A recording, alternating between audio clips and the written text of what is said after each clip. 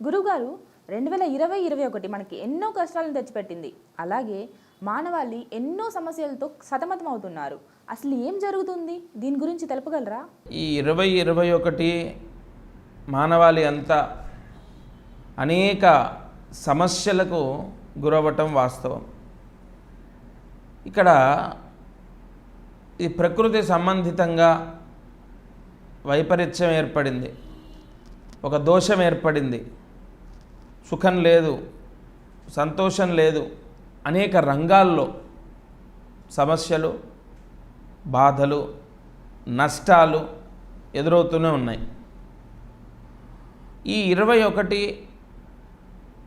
కరెక్ట్గా చెప్పాలంటే నవంబర్ నుంచి కార్తీక మాసం నుంచి కొద్దిగా మార్పు సంభవిస్తుంది. ఎవరైనా సరే ఎటువంటి విపత్తు కానీ ఎటువంటి సమస్య కానీ ఎదుర్కొంటున్నారు,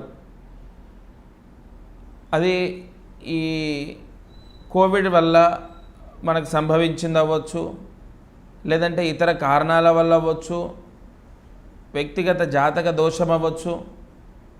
మీరు చేయవలసిన పరిహారం, ఈ 20 ఎలాగో అయిపోయింది, 21 కూడా సగం అయిపోయింది.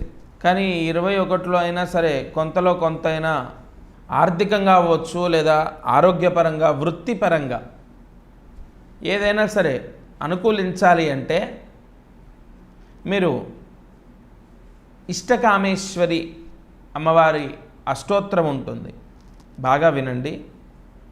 ఈగల్ మీడియా ప్రేక్షకులందరూ కూడా ఈ మాటను గుర్తుపెట్టుకొని ఆచరిస్తే 21లో చాలా వరకు రక్షింపబడతారు, సమస్యల్లోంచి బయటపడతారు.